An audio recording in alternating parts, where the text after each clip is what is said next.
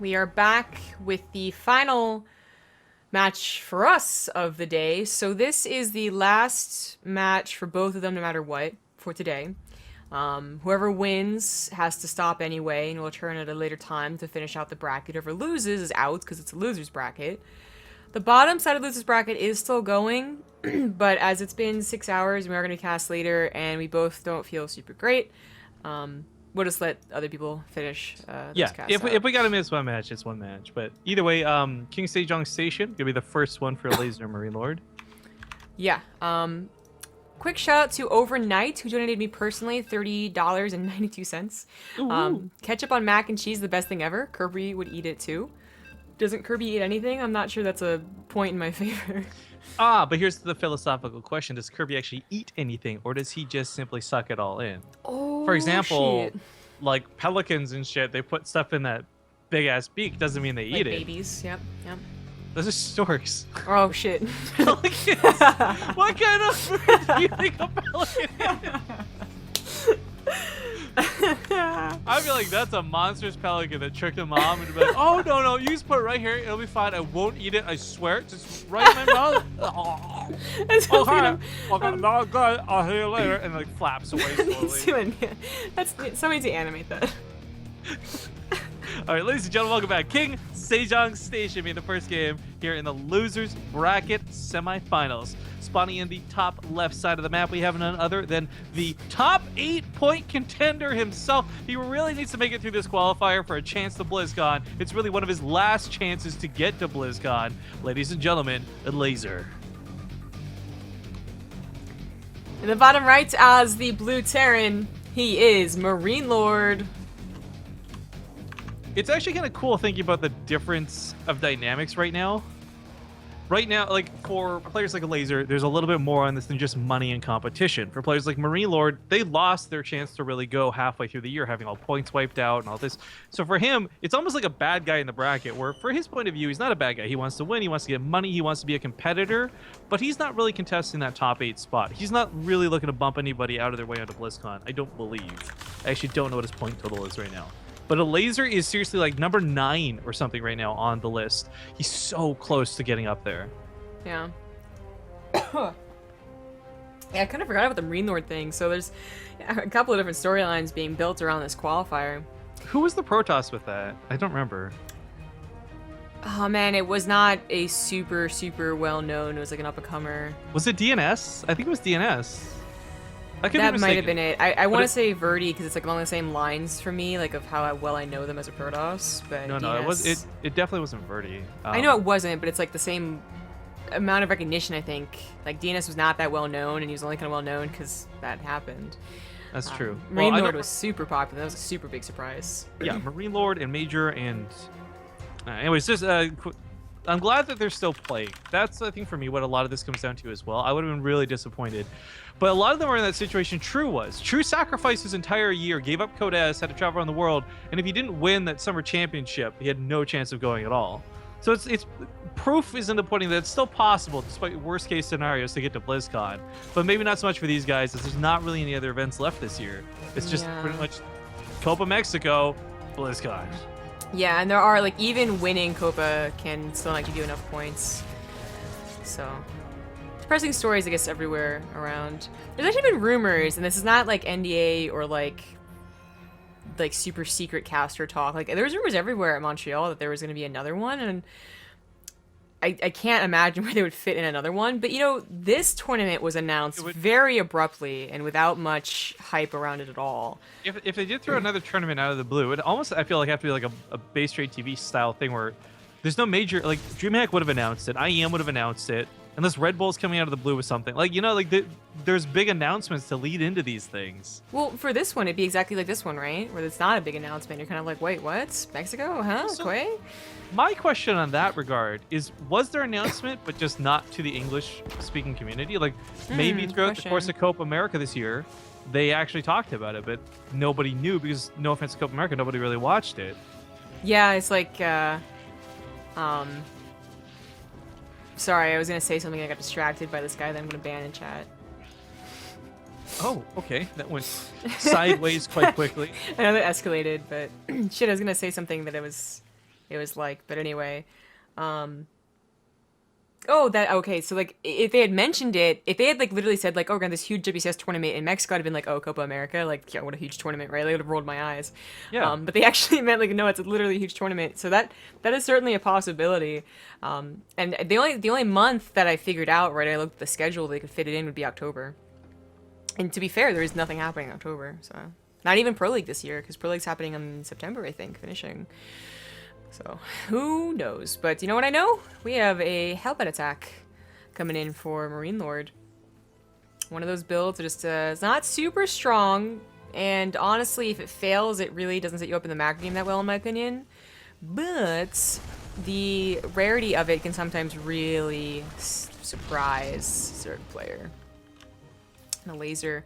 What does Elazer's scouting look like? Not much. He sees a good number of Marines and might think something like, oh, is it just the second barracks? Because it is. But it's actually with a bunch of Hellions and Hellbats. So MarineLorD has kind of changed up that style before. He went for the Hellions. This is a new addition, the faster armory, but I like it. Zergs are usually depending on just mass laying Queen to defend against the 2 medevac drop. That won't cut it when there's Hellions and Hellbats.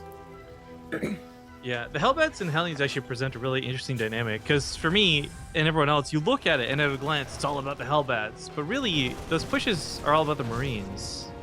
Mm-hmm. This is going to be a huge surprise. I am a little worried that just because how long it takes, okay, now he's pushing out, that Elazer might even, he might already have like 10 banelings made just in case, but no, this is still a big surprise. Elazer's only just now finishing up his baneling nest. Really pushed it off for a long time, because you're usually allowed to. But he's about to see Hellions. Oh, he's so close to seeing all the Hellions. There, they turn into Hellbats now. Combat shields might even be done for this. And this is a huge surprise. Elazer, I think you gotta build banelings. He's gonna have +1 melee at least. But now there's the banelings. He'll need more than 5. I don't know why he stopped at 5. Time's not on his side either. 10 more coming in now, but oh gosh, I mean, the +1 seconds from finishing. If you can just wait, there we go. Now you can take a fight with full upgrades, but it's still against Hellbats on the front line. Baneling's gonna try and take them out, but the Marines not even susceptible. There's even Hellbats in the back line. Every part of MarineLorD's army is covered against Zerglings, and because that's all Elazer really has available to him, he is going to slowly lose this game right here on this fight. Not gonna lie, I miss seeing a 2 base all in from a turn. But it's not even that 2 base all in. Like, there's a 3rd CC on the way. He's got double engineering bay. It's brutal. It's surprising. Elazer got totally just sideswept by it. So there is a small argument to make where, because Elazer took such a fast 4th, losing the natural base isn't the end of the world, but his drone count's so low. So the base count not really so relevant when you don't have any workers to back that base count up. Same thing with Hellbats once again coming down here. I mean, they're really good for obviously clearing out Lings, but they're also really good at soaking hits from Banelings. Marines pretty much die to anything that comes by and sneezes near them. Hellbats can take a hit or 3. Yeah, they chase down a lot of the Banelings left over too. Elazer taking some serious damage. And while it's so odd that he could just transfer a lot of those workers over there, he also, I think, just lost a lot of workers. Yep, almost 20. Was stopped right before he really felt comfortable working out too. And MarineLorD, I think, got this. If he doesn't, recall, 3rd CC is about to turn an orbital.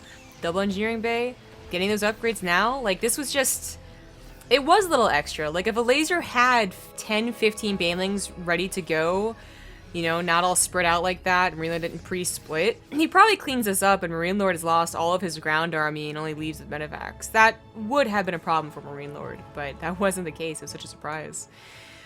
I kind of miss it, to be honest. Hellbat attacks just have not looked good at all, but paired up with the number of Marines, it looks very good. Splits go down even on creep. Doesn't matter. Numbers prevail. Queens go down now too.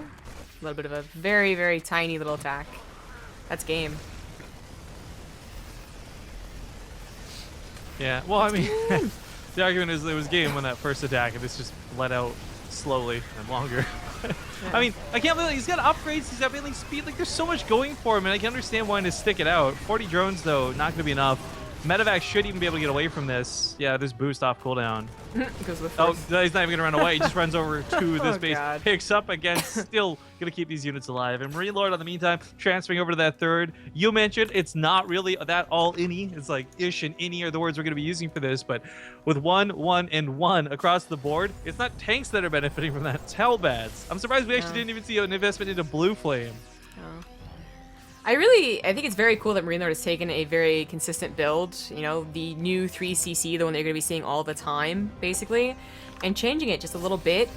In the games we last cast MarineLorD versus a Zerg player, he only added in the Hellions, you know, and then waited later for a very, you know, appropriately timed armory. Here, kind of changing it the littlest of bits to include the armory so much earlier. Oh god. It's cool stuff. I didn't even think about how bad Liberator is going to be. With how badly the Queen's been getting devastated in these fights. Oh, Jesus. One of my Almost bigs out, the killed. Phalanx, the Hellbat soaks the hits necessary. He's like, wait, there's still no Nastro down? What's going on? Yeah, just clearing up creep. Not that there's that much creep over there. This is when you start almost checking the corners of the map. You're like, okay, he's not out. Why did he not leave? Like, does he have 5 extra bases that I don't know about?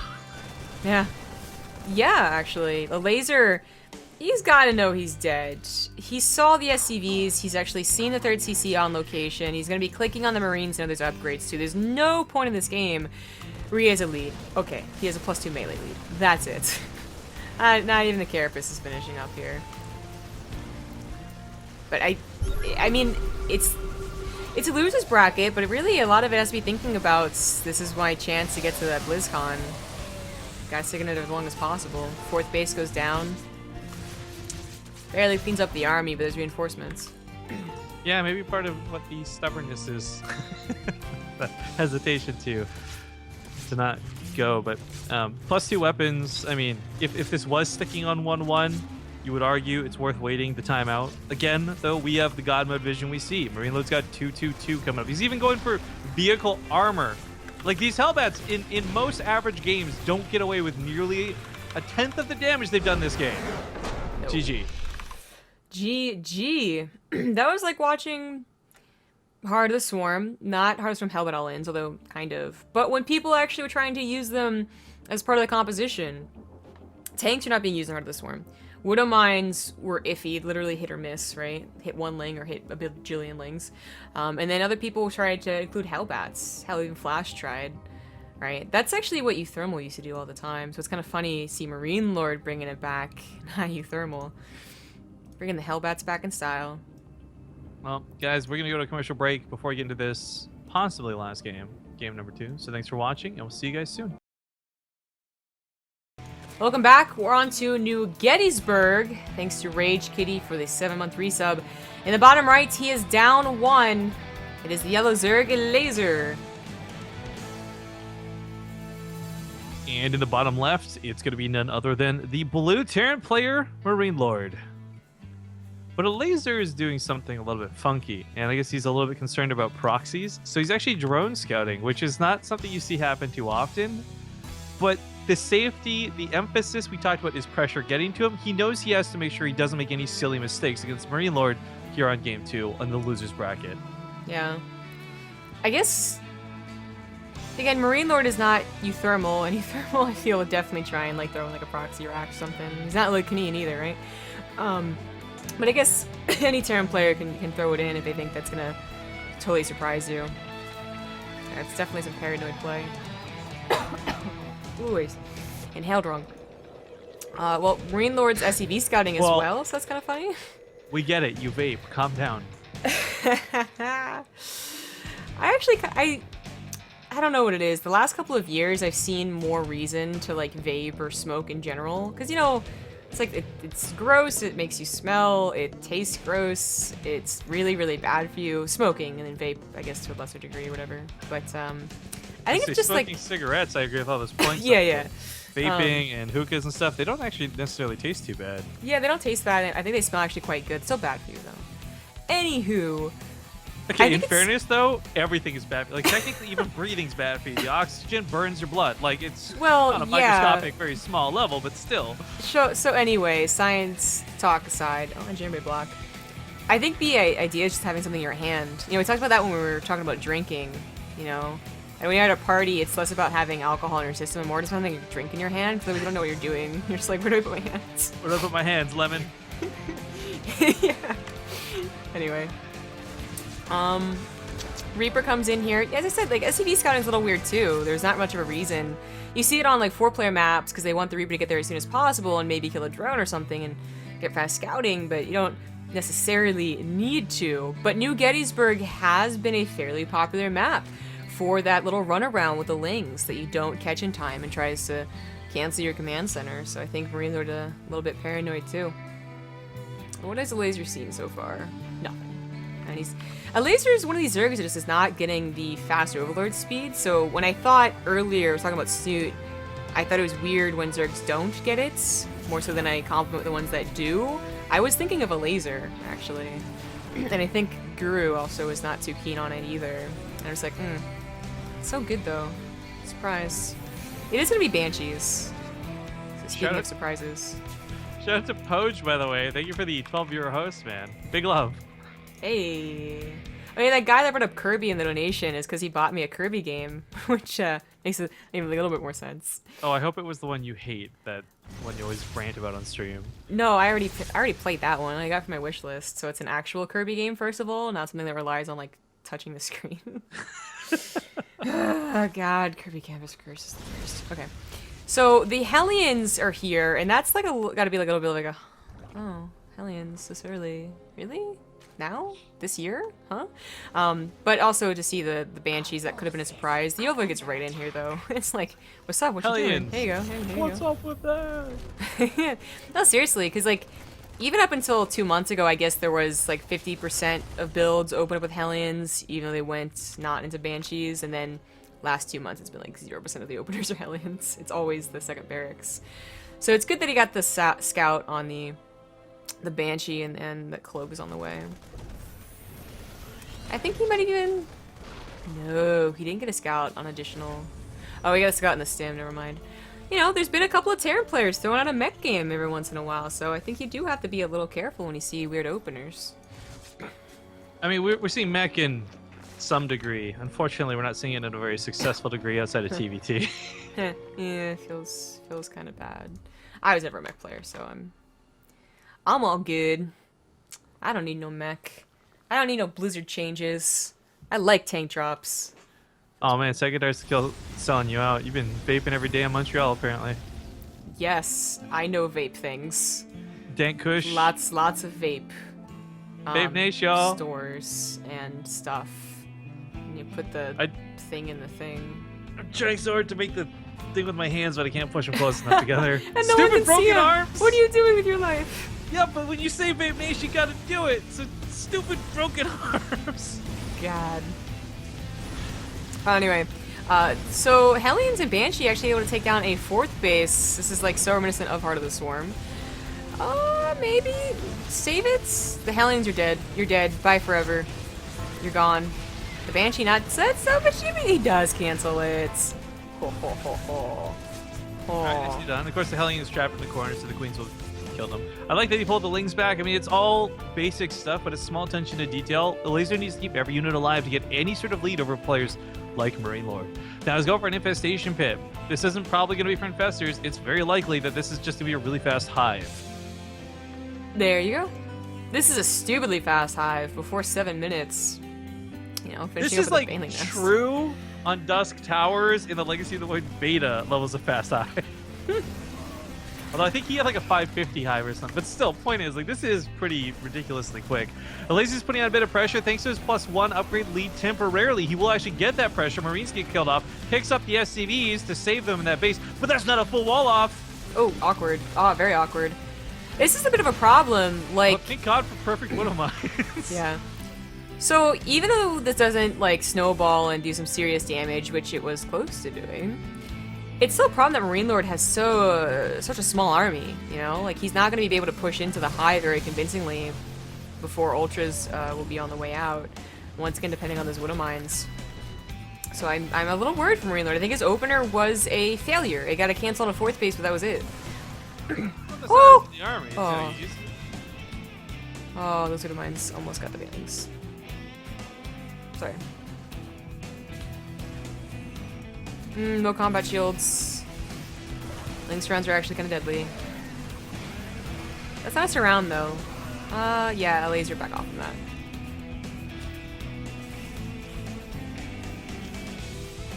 that. Widow Mine's burrowing again. The point is though, Elazer's getting everything behind this. Like, it seems like all the action, all the purpose of the game is right here, right now. It's not. He could lose this army and still have Ultras on the way. MarineLorD is having a bit of trouble. And by a bit of trouble, I mean a lot of trouble. You really should have a third CC on location. SCVs go down in the mineral line. Not too many. It was a good split. Well, I just want to point out the timing for this. Like, his concussive shells just finished as the Ultralisk Cavern's finishing up. Like, MarineLorD is in a position right now where, for what he's been fighting, he's more than capable of dealing with, because Elazer hasn't been investing in big attacks. He's been investing in what I'm going to best describe as, like, distraction tactics while he gets towards this hive tech, while he gets towards ultras. And if MarineLorD's not prepared for it, if MarineLorD comes to this late game bringing Marines and Marauders, it's like bringing a knife to a gunfight. You're not going to do well. Yeah.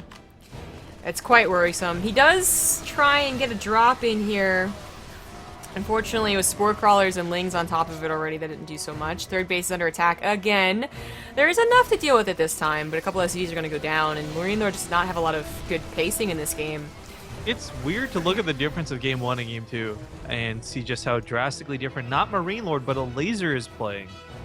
And I like it a lot. This is the guy who's competing for the top 8 spot in this game. Not in Game 1, but in Game 2. You still think there's a hatchery in the main base. Oh, oh no. Oh. That feels bad. Oh, because he just dropped too, right? It feels bad on scouting. Holy crap. Those medevacs, I guess, didn't go deep at all. Now there's going to be an attack on that 4th base, so he might get a glimpse of... I would hope he doesn't reveal the Ultras, to be honest. Like, do not show these before they're ready to go. Attack on the other side of the map. Depots are down, and the Widowmines are out of position, so surround on top of the Marines will quickly kill these without that medevac support. Yeah, getting top of the SCVs as well. This is a really bad game for MarineLorD, and it doesn't look that bad, because what, his supplies are like 10 supply army supply difference, 20 in workers, you know, with mules, that's whatever. But the momentum, the creep spread, the bases that Elazer has taken, how many transfuses can he have on these queens if he's not putting down creep spread that's going to go on these ultras later on? Everything's looking really bad for MarineLorD, and all he can do is just hope the turtle and hope that Elazer gets overconfident. I don't even know how much he's really banking on transfuses either. I mean, this army composition is one that's probably just going to win without queen support. Widowmine's going to get a couple hits on Baneling's, not bad. Of course, the Ultra's looking to soak the most of the damage, and oh no, this isn't good. 100 is army supply to 60, and of course, most of that's in Ultras, which are just not going to be touched. That choke can work out, but not good enough. GG, Elazer will tie up the series 1-1. That was not great for MarineLorD, just sharing the easy games. But of course, once again, another ace match, another Game 3. I mean, it's been a long broadcast because of it, an incredibly long broadcast because of it, but good series and good games in Game 3s. We're going to go to one last commercial break, because this is the last thing we'll be casting for the European qualifiers, guys, so do stick around, and we'll see you in 2 minutes. Welcome back. Thanks to Chaos Master X21 for the X19 resub. So close to the name, man. Thank you for coming around, sticking around. In the bottom right, in this ace match on Frost, it is the yellow Zerg, Elazer.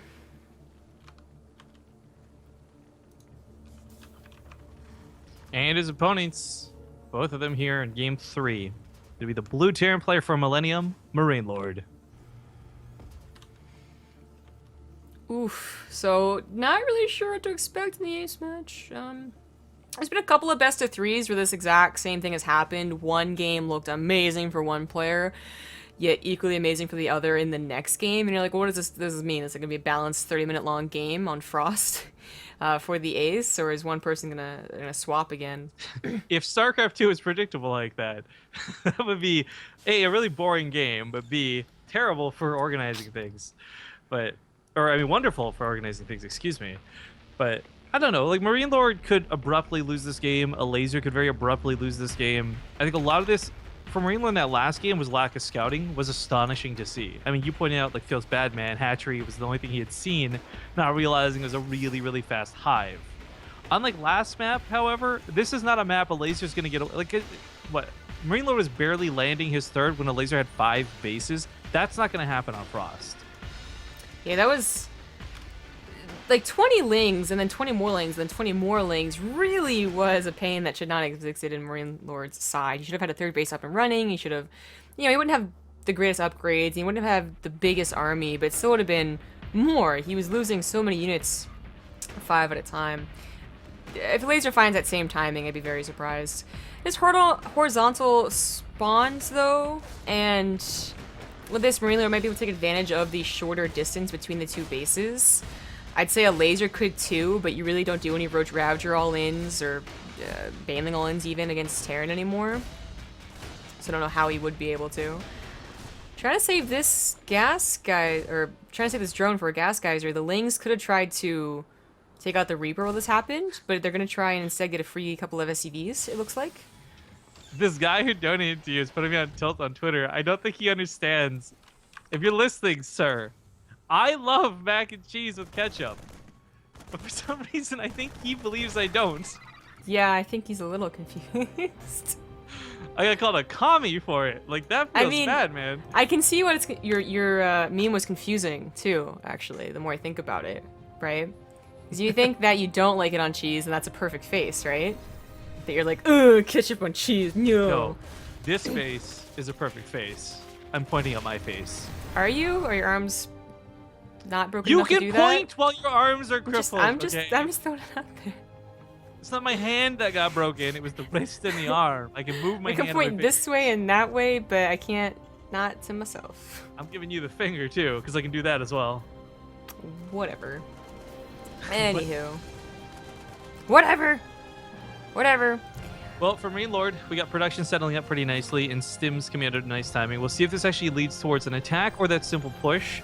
For Elazer, however, like for so much reasons that we saw in Game 1, I'm putting the pressure on him, saying he's the one who's going to have to be prepared for MarineLorD, not the other way around.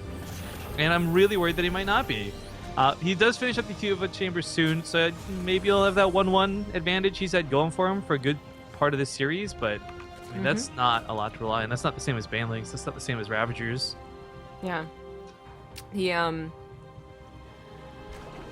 This is the build, this is the build that gets you those faster upgrades. You know, it's the one situation, it seems, that the Zerg is actually not going to be falling behind. And in fact, in a lot of cases, can even still be ahead when it comes to 3-3, if the game's going really perfectly for them. That's that's the one downside of what MarineLorD's build does. This is the more standard build for it too, by the way, not accompanied by Hellions, definitely not accompanied by an armory, as cool as that first game was. Just Marines and Medevacs. He got like one wood of mine, but it's not even with this drop. It's still back at home, because no one likes it. Layer's on the way, and it's just about defending against this push, which he did not necessarily see. He does know about it now, though, of course. It's also a pretty obvious location to drop. The creep could be cleaned up, and instead trying to go for a queen. Does get her. Eat her. And doesn't lose much. 3 Marines gone down. Back to the main base. Hopping this way and that. Queens are prepared, though. Oh, they're so prepared to get a snipes. Oh, no, MarineLorD. Run! They're gonna give up on it. Lings tried to break through the front, by the way, but Spud was already down. Not a very large wall off here. Bailey Nest, Layer's gonna finish. So far it's been for an invitation, but not a Spire. I'll see if he stays true with that.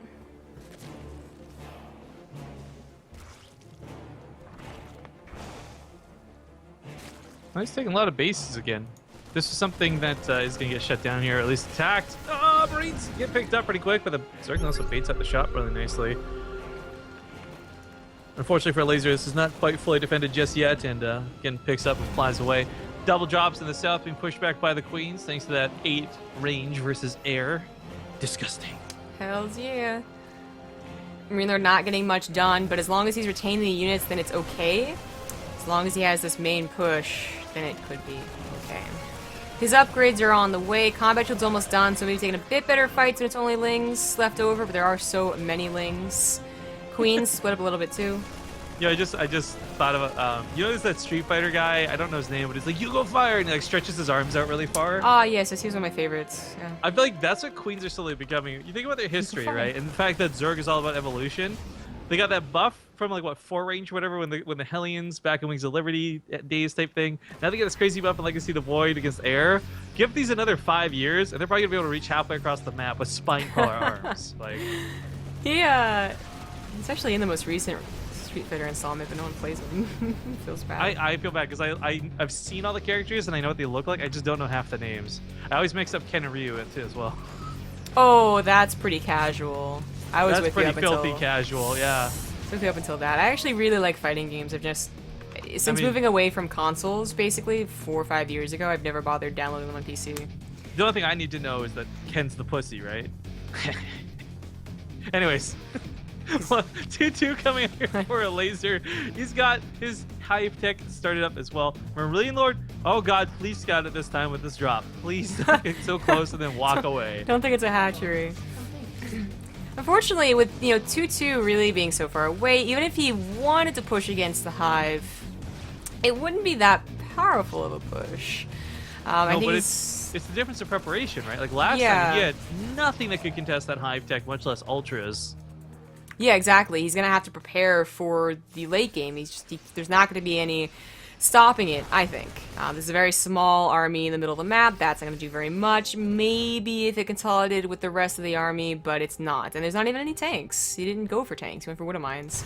So, just already on his way to Liberators, at least. But losing so many Marines, dropping on top of Lings. Lings getting into the SCV lines. Not getting too much yet. Okay, only gets 3. Oh, so too soon. More Lings. A lot more Lings. These are about to have 2-2 over 1-1. Widow Mines. Not getting the hits they wanted. Oh, still not getting the hits they wanted. Oh my god, he's actually Ling flooding again. Oh, this can't work twice. No. No! This can't work twice. It's 2-2 against 1-1. Keep getting away with it. He's got more Marines to unload. It's close. It was so close to once again snowballing, but MarineLorD just barely got enough here. It's still the case though that Elazer has all this creep to go back to, even if he did need a lot of time. If he couldn't get enough Lings fast enough, he still could probably buy time to get Ultras, maybe at the sacrifice of a base, but I don't think that it's gonna happen. 2-2 still not done for MarineLorD. Queen's on the front lines too to take out some of these lower health medevacs, help out against the Liberators as well. Doom drop is not the way to go, I don't think. Especially if Elazer has any hints of it. Kind of. He's moving. The Liberator siege up's always a cool thing to see. The upgrade's still not done. He's gonna sacrifice the 4th, but I said like he could sacrifice a base and still be okay because Ultras are about to be on the way. Well, they should be. There you go. Plating and Ultras have started. Ooh, that's a lot of Overlords. But he was maxed out anyway, doesn't matter. Ooh, not bad.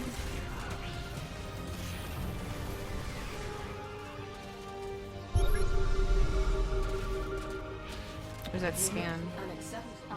What? That fail when no WCS mod. I'm not even sure where that scan was. Neither am I. I tried looking for it Is he a too. burrow? I So. don't know if that was a mistake scan or he thought maybe there's burrowed Lings. Whatever. Okay, so now his attack's gonna start from the north, which Elazer is aware of with his other Overlord dying here. MarineLord's a little supply block, not a laser, funnily enough. By the way, quick side note, Uthermal and Showtime are currently playing on Wardy's stream. I don't know what game they're in, I just saw it on Twitch, so if you guys are curious about the other semifinal series, that's where you can go check that out. What am I going to burrow, though? Not quite get the hits. I mean, MarineLorD, let's be honest, he's had some really amazing hits in some of these games leading up to this, but he's finding no luck with the Widow Mines in this game. Ultras are out. He's going for Liberators, but I don't know. Liberators are so hit or miss, especially with so many Queens out, he's going to have Transfuses galore. Plating isn't done, but even if it hasn't even started, this is only Marines, not even that many. 2 Ultras can chase these down. It'll take forever to kill them if they keep stimming, but eventually they're going to get on top of them, and plating is done now, so they really aren't taking any damage. 2 damage at a time. This attack up to the north was almost perfectly timed. Elazer was moving away, but saves the Baneling Nest, not that he super needs it, and it's actually going to start targeting down some of these medevacs, maybe. The Liberator's getting some damage done. Oh, it's going to go down.